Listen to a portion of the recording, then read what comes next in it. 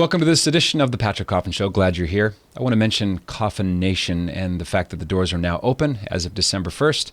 Go to coffinnation.com if you want to join the largest culture restoring community in the world. We're in, well, at last count, 20 countries and growing every time we open the door. So if you want to increase your ability to finish the sentence, I'm Catholic because, if you want to gain practical tools into what it means to fight the culture war, strengthen your marriage, be a better father, be a better mother, be a more effective influencer, go to coffinnation.com. We'd love to have you.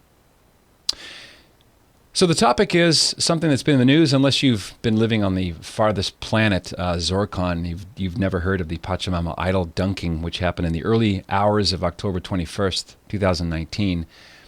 The Pachamama idol dunking has become it's become a flashpoint or a litmus test.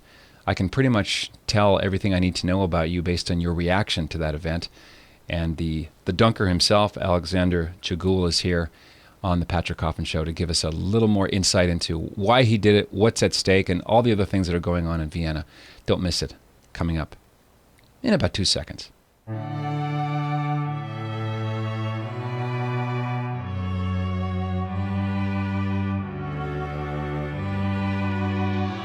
As promised, Alexander Tschugguel from Austria is here to talk about something that he's talked about a lot. He's probably done, dozens and dozens of interviews in the time since he revealed himself. Alexander, welcome to the show. Glad to have you. Welcome, Patrick. Thank you very much for having me here. I remember it's sort of a liminal event. 2019 will stand out from the time that my jaw slowly began to drop as I watched the footage. And I thought, I wonder if this guy's going to reveal himself. I wonder if the shoe will drop. And I thought, yeah, he'll probably wait, which is exactly what you did. So let me start with, before we get to the famous dunking of the 5 idols and the liberation of the church in Traspontina. You were raised Lutheran and you became a Catholic in your teen years, right?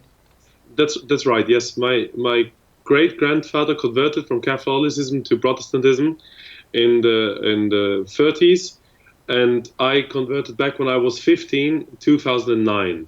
So yes, I was but now everything changed. So now my sisters and my parents are Catholic too. Were you the train engine that led them back to the church, or was the Holy Spirit kind of on the move outside you? I would not say this, but I was the first one who converted. Yes. Okay. Why did you convert? Why Catholic? Because when I was in my Protestant religious class, we learned many things about religions, but mainly about different sects and so on, and about Luther, of course, a little bit. And for me, nothing of it made sense. It was very strange and not very logical. And so our teacher changed, and I got a very leftist teacher, and I did not really like him at the beginning. And he showed us the local Catholic church.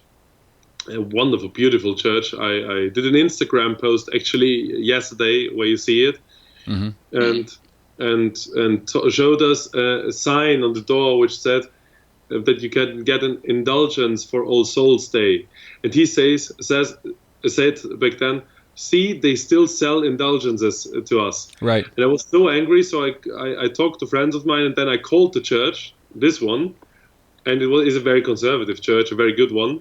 In Vienna, and I called them, and I got a priest to meet me, and then I met him, and after the very strange first minutes where I was very afraid of him because I heard only bad things about Catholic priests, he was wonderful. He explained everything to me, and I was so happy. So I was really very happy, because the Catholic faith for me is a faith of reason and logic. It's also a faith of grace and only believe only, but our faith can be found in the order of nature too. And that's so wonderful for me, because I saw what he tells me is not just a made up story. It's really every step makes sense. That was the reason I got Catholic. Do you remember if there was a moment when you saw these Pachamama idols, just to fast forward to this summer and this fall with what I call the German Zonian Synod? What was it that triggered you from this is making me angry to I'm going to do something about it? And how much time elapsed from your decision to do something to showing up in the early morning, praying the rosary, opening the door, and and taking them out. Okay, so when I was in Rome at the beginning of the Synod, I wanted to attend a few conferences, and I did so, wonderful conferences about the Synod and about all the political and religious background. And during that time, it was when the Vatican garden rituals took place. Yes. And when I saw all those people bowing down to those statues, even though the first commandment tells us not to bow down to any graven image of something which does not show God or his plan, it was so terrible for me. So I went into the church with my wife, and we talked to the people who are there, to the volunteers, and they told us, no, normally the people don't get baptized there. And then they showed us there was this very strange poster of this the naked woman breastfeeding an animal, a hog or something. So I saw that this was all clearly not Catholic. And for me, the most terrible thing about it was that these statues were then called the Mother of God and Saint Elizabeth, which they clearly were not. And even the Repam people and other people told to people that no, that's a lie. They depict Mother Earth. So I found that these statues are actually, first of all, a very big offense to God himself. So that they are in the sanctuary of a Catholic Church is an offense to God. Second of all, these statues are kind of the symbol of all the wrong ideologies and ideas which right now fly around through the halls of the Vatican and also the church buildings all around the world. So I thought we must get rid of them, and I wanted to do that immediately, but my wife told me, no, it's not good. I should pray over it first, and I should wait for the right moment. And she was right. She was very right. So I went home to Vienna, and then I prayed over it, and then then there was this second very terrible thing with this Way of the Cross in the Vatican, in the square of St. Peter, where they sang Pachamama songs and had the Pachamama statues like pilgrimage statues over the head. Yeah. And so I talked to a friend of mine, and then asked my wife again, and she told me, yes, if you ask a priest, and he says yes, then do it. So I asked a priest, a traditional one, and he a wonderful one, and he told me, yes, do it. If you have the possibility to do it, it's right to do so, and you are completely it is also the church and also the church law and everything gives you not only the right but more the duty to do so. So then I asked the other friend of mine to join me, and we fly to Rome, went to the church. It was closed, so we prayed the rosary, and when we finished praying the rosary, the church doors were opened by the staff. And so it was really wonderful. Then we just went inside. I took the statues, I put them outside, I put them on the fence of the bridge next to the Castel Sant'Angelo and tossed them in. Mm-hmm. That's the story. So I didn't do it out of anger, actually, but rather out of disappointment that God is hurt so heavy and so much by his own people. So this was, for me, it was so terrible to see. I don't know, I don't compare myself to this, but I think the situation is very similar. Just think of what Moses, when he came down from the mountain and saw them all dancing around the golden calf. He was so angry, but out of disappointment, and it was an angriness of a man of God, that he even destroyed the two stone tables in his hand. So it's very interesting to see. People always tend to find kind of goddess on earth, but the Pachamamas are especially terrible because they depict that the earth as a whole is a goddess. So yes. It is really terrible. In watching the footage, Alexander, you seem to be walking with purpose. There was a kind of a resolute attitude. It wasn't rage. You weren't laughing. It wasn't a joke. And I wondered when I watched it the first time if you had pondered burning them, because I really see the symbolism of the Tiber River and going into the drink. There's a kind of poetic fittingness to it. But did you ponder other things to do with the idols once you liberated the church? Yes, I did it, but not really, because first of all, burning the idols and reconsecrating the church would be the best thing to do. But I'm not a priest; I cannot do that. Second of all, I wanted everyone to see what happens and why this is important, and not to talk about who did it. And if I would run around through Rome with a canister of gas and burn something publicly, then the police would get me. And I'm not afraid of the police. That's not the point. But then the people would only talk about the crazy guy with the gas canister, and not about what happened. So actually, the times are right now not easy enough, at least for me, to do it the way the Bible and the Church normally did that in the past. Mm-hmm. So I think this is not my task. It is a task of the clergy and of the Church itself to clean and to clean everything, if it's necessary, also with fire.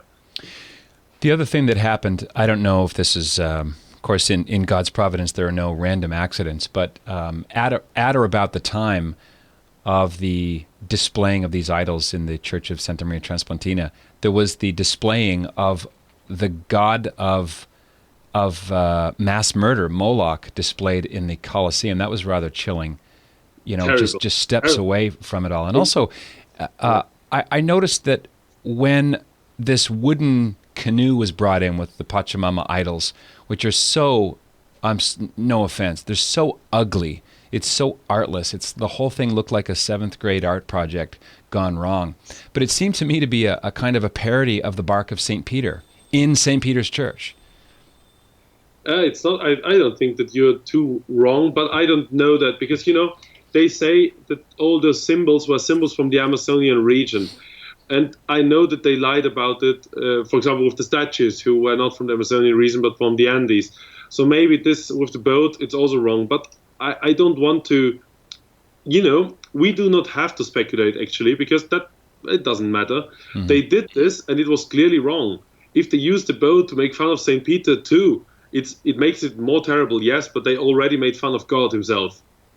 What did you think of the defenses that were brought forward from the Pope himself and other Vaticanistas, and apologizing not to Catholics who were offended by this outrage, but someone who was offended by what you did by getting rid of the idols? What did you think about the misplaced apology? First of all, for me, the apology was as the text of the whole statement was a big relief, because the Pope himself called those statues Pachamama. So first of all, I saw the apology as a confirmation of what I did, because he admitted that those statues are Pachamama statues, so they are pagan idols. Mm-hmm. Second of all, he said that in his I don't know the right word right now, in his position as the Bishop of Rome, he wants to apologize. So my answer is very clearly, other bishops were in favor of what I did. So if he says that as a bishop he thinks it's wrong because maybe his sheep are offended, he can do that. First of all, I know that in the Diocese of Rome there are no Amazonian people living there. Mm-hmm. So actually he apologized to nobody. I was noticing, because my wife is from Peru, so she knows she has relatives from Ica who still speak the Quechua dialect, and what irks Catholics from the Amazonian area on the ground in real life is the sort of patronizing attitude that would bring these people at great expense. I suppose the Ford Foundation and George Soros and company paid for all those airfares to bring these probably naive indigenous people to Rome, most of them maybe for the only time in their life. And it just seemed like they were used as props for an agenda. They are used like animals in a zoo.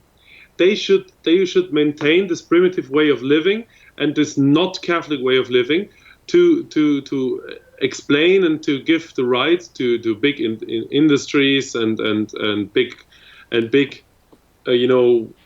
people who dream of the one world government as an experience, kind of a lab rat.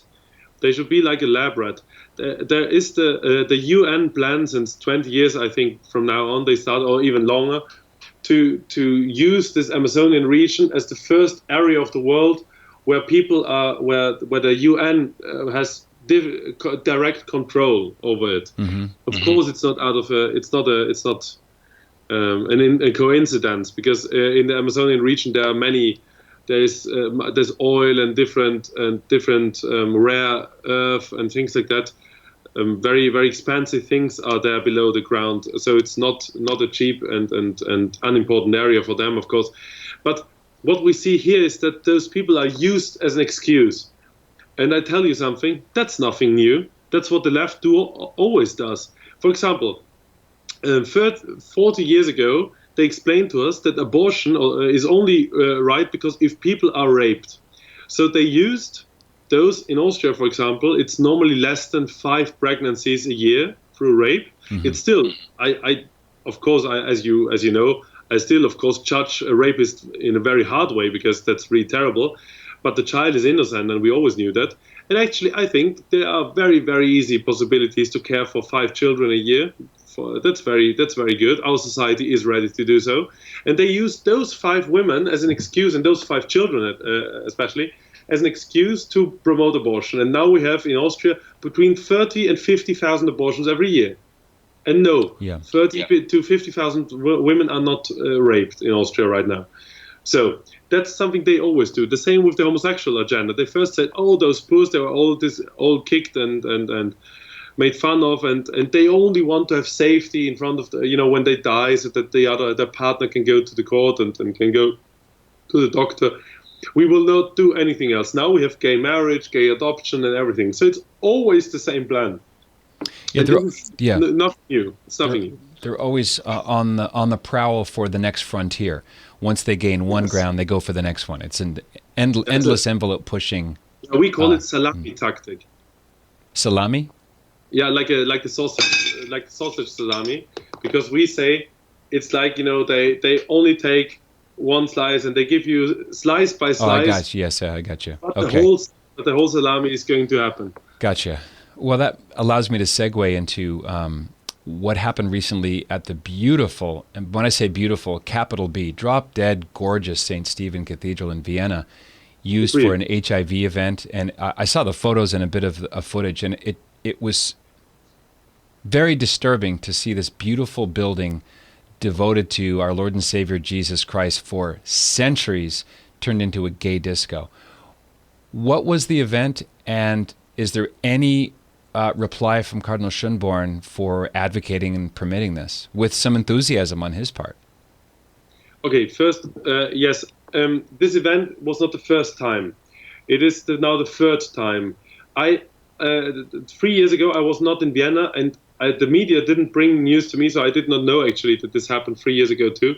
But last year we already had this, and there was a theater play called Jedermann. You know it, I think, by the name Everyman. Mm-hmm. And this very famous Austrian theater piece by Hugo von Hofmannsthal, who was born and raised in Vienna and died, I think, also in Rodaun in Vienna. So it is an Austrian piece which is normally played in Salzburg once a year. It's a very famous one. And they played it in the cathedral, and Jedermann, so every man, was half naked, and he was dancing around in a sanctuary on the altar rail and so on. It was really terrible, and with pink and disco lights and so on. And they apologized because they said, maybe it is a strange performance, but we raised the money for a good cause. That was their apology. And so this year they did the same. But this year it was even more clear, because the organization behind that is the organization Life Plus, the one who also organized the Life Ball. Mm-hmm. The Life Ball is the biggest pro-gay event happening in Vienna every year. Next year, they say it will not happen because there are money problems, because Mr. Gary Kessel, the one who organized also the concert in the cathedral, actually took half of the money, it seems, in his own pocket, which actually is not a big miracle for all of us. We know that things like that happen. And so this took place another time. But what is the terrible thing? First of all, it was part of a big row of events which were called Together. One of them, for example, was called Pop Together, and the other one was called Drag Together. Pop Together is officially a gay clubbing where sexy shot boys, quote, end quote, await you with glasses of champagne at the entrance. And Drag Together was a breakfast the day afterwards on the first Sunday, the 1st of Advent, where drag queens explained to you while breakfasting. I don't think I would have any appetite for breakfast anymore, but their life is wonderful. So this was not hidden. It is officially part of the gay agenda movement. It is officially part of it. And the Cardinal, Cardinal Schönborn, Archbishop Schönborn, who we have to pray for very much, because right now he is in the hospital because he has a lung emboly, it seems, half an hour ago. Okay, will do. Yes, he invited the people, and the parish priest of Vienna, of the Viennese cathedral, invited the people officially. So they were actually inviting. And it goes to a charity of the Order of Malta, a charity which is in South Africa, the Brotherhood of Blessed Sarah. And I say, if they really want to do charity for this, there are many other possibilities. The way it was done is not the right way. It is wrong because it is an offense to God. It is wrong in the eyes of God because it is an offense to his commandments. It clearly promotes a lifestyle which is wrong for the people. It is wrong. It is bad for their souls. And especially in a cathedral where the Blessed Sacrament is in 3 altars, there is adoration every day. There is confession every day from 7 a.m. to 9 p.m. And we have masses every day there. So it is really, really, really terrible. There's no excuse for that. And I already told Dr. Taylor Marshall in his show, this cannot happen again. We will have to prevent that. Cardinal Schönborn was the general editor of the Universal Catechism of the Catholic Church, collaborator with then Cardinal Ratzinger, had a reputation as a sterling defender of orthodoxy.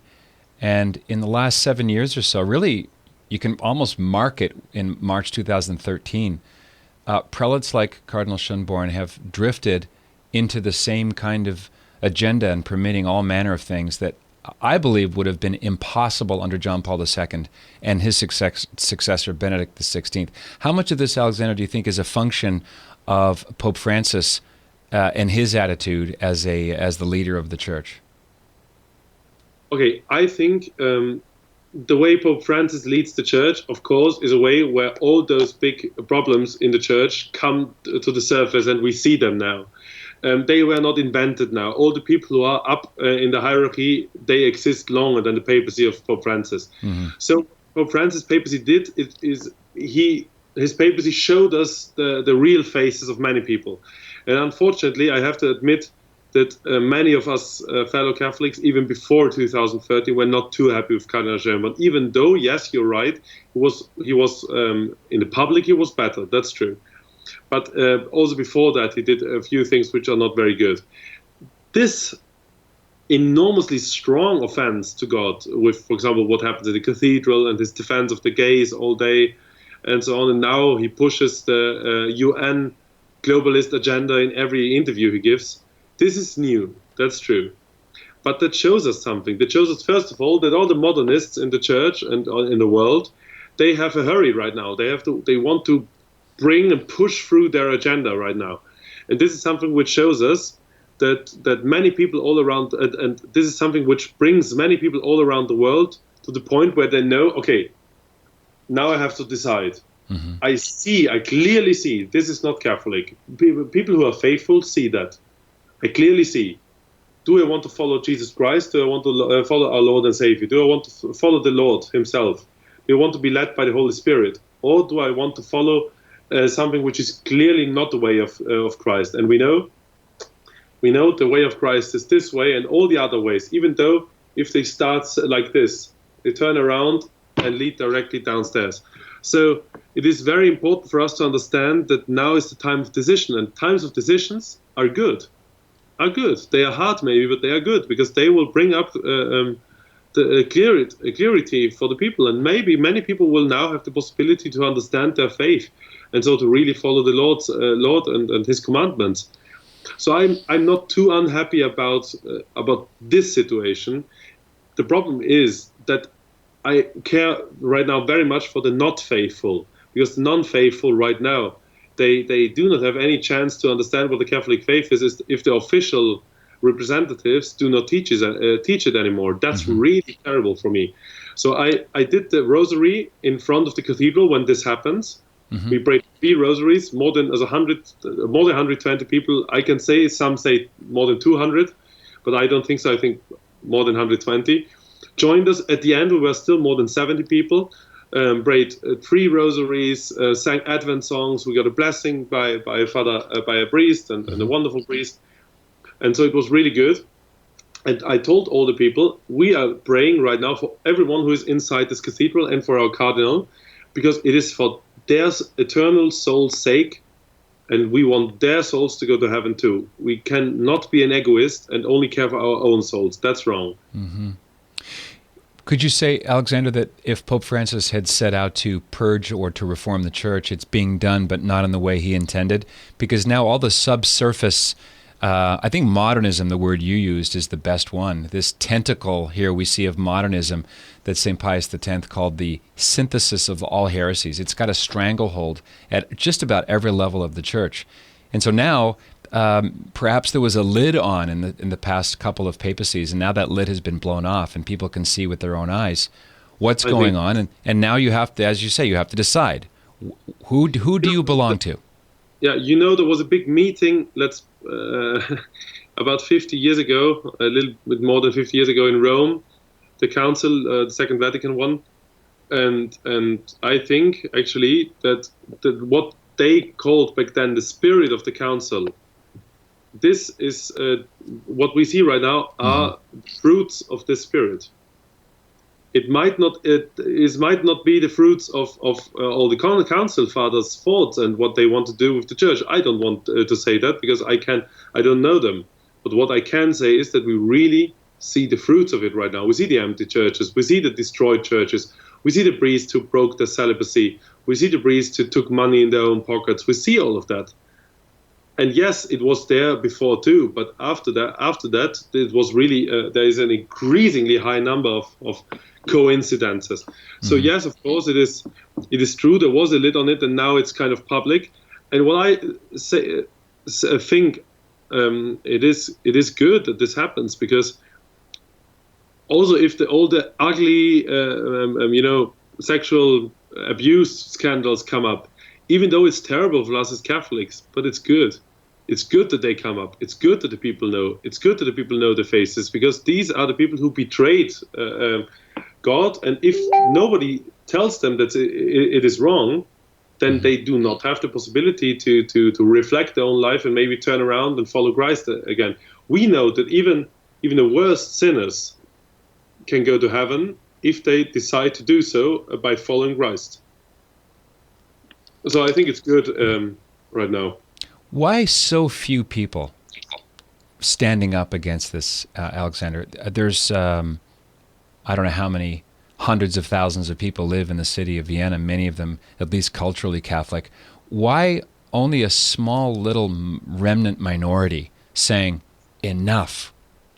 We have, I always call our time a spiritual war. And in a spiritual war, we have the same thing as in every other war. In the first row, there is only a limited amount of people. Don't judge the others when they sit around at home. Of course, I want them to join us, but many of them do not have are not free enough to do so, and we need to pray for them, and we need to give them the possibilities to follow us. We need to involve them somehow. For example, at the March for Life or at other Catholic gatherings, there are thousands of people on the streets. So people are already more courageous than they have been the last 20 years. Give them the time. We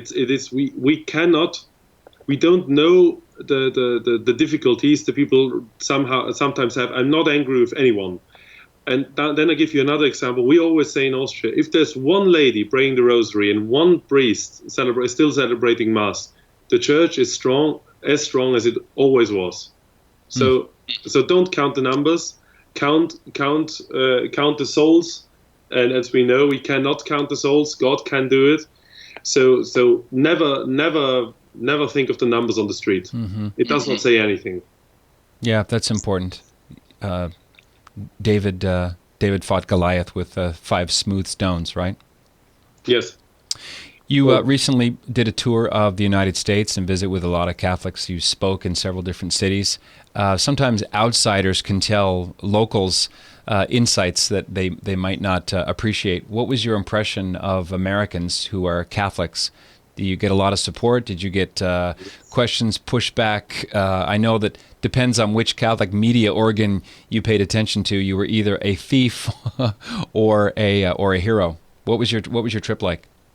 I have to admit, I was never an enemy of the Americans, and because of my father's job, we sometimes had to visit the United States, and I never liked the food, and I never liked the buildings and so on. I have to admit that, but I really like the people since I'm a little boy, and I have also a few American friends, so I'm very happy about them. And yes, it was for me a big portion of strength and support I got there, because you know what you Americans have is something people in Europe kind of lost. Right now it's coming back, so I didn't lose my hope. We in Europe, we have wonderful people right now.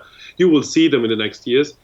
But you Americans have a freedom of speech, which is really a good freedom of speech, and you have a kind of, you're proud of your country, you're proud of your family, you're proud of your faith. If you're a Catholic in America, you are a Catholic. People know that you are, and so on. So this is something which is really wonderful. What I see in America is that you still know what it means to fight, that you still know what it means to stand up for something. That's all the great things. But what I see on the other side, and that's not something negative, it's only something I see, is that many of the Americans are very proud of their European ancestry and about Europe. Which is right, because you as Americans, you are a fruit of Europe. You have, even though maybe the founding fathers were not the ones with the best ideas of Europe, but still, all your culture and all the things you have and all the good things you have are also in our tradition. We can find them here too. Ours is a little bit older, yes, that's true, but you have the same line. So what I saw is that many of the Americans have a wonderful theory about Europe, but they don't really know Europe. So I wanted to encourage them to try to really understand. So for example, if you try to teach your children to be good Catholics, also teach them to be polite Catholics. If you teach your children to be strong men, for example, the boys, teach them to be virtuous men too. So the ones who always put their own interest behind the interest of others. This is something I think in America would be wonderful, because sometimes, and that's not a critique, I really love the Americans, and we in Austria are not better right now. The people nowadays tend to think that being Catholic and being strong about it is enough. It's not enough. You have to have a Catholic culture, and that's why I'm very happy that now many Americans say it's good to reclaim also the country. Erect a cross, erect a crucifix in if you have a bigger piece of land, put a cross in the middle. We always did this in Europe. If you have the room, build a little chapel, not a real one with a big altar, just a little chapel with a picture of Our Lady, maybe, or something like this. It's an old Catholic tradition, and this is something you could start, because then you give your surrounding the Catholic culture too. And that must be the next step for you Americans. You're already way ahead of many of us Europeans. Yeah, I'm technically still a Canadian citizen. I'm applying for citizenship, so I'm sort of the via media. I grew up watching British BBC, World News, and so on. So I've been to Europe several times, and I remember when I was coming back to the church. I was away for a while because I was smarter than God. But on my way back, I read that Hilaire Belloc described Europe as the faith, and the faith is Europe, and that was a very kind of fascinating insight. And America is kind of one of Europe's rebellious children, kind of the fruit and crown in a way, but built on it. And so this question of culture is one of my obsessions. It's the reason why I started Coffin Nation. Yes. Culture is from Latin, of course. Cultus means to till or to cultivate, but it also means to worship. I know. And it's the governing principle of your food, your dancing, your music, your manners, and your architecture. And I think you're making an excellent point that we don't have to invent new things. The wheel has already been invented, and it's been around for a long time. We just have to look at it and claim it. That's it. So I think I have to go then.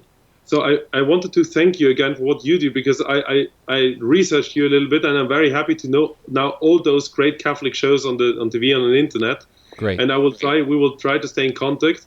And maybe we can do another show in the future there. I think right now the fight is really going on, so we will have lots of matters to discuss. Yeah, I agree. Next time we'll talk about the St. Boniface Institute, and maybe we can connect. I'm going to be in Oberammergau and Salzburg next May, so God willing. Yeah, I'm leading a pilgrimage there for the Oberammergau. 13th of May? Yeah, 17th to 25th, yes. Regensburg, Salzburg, Oberammergau, Eltotting. Yeah. So wonderful. Because on the 13th of May we do a conference in Vienna, so maybe you can come there. Okay, then, your lips to God's ears. then God bless you. Thank you very much, Patrick. Yeah, you as well, Alexander. God bless you.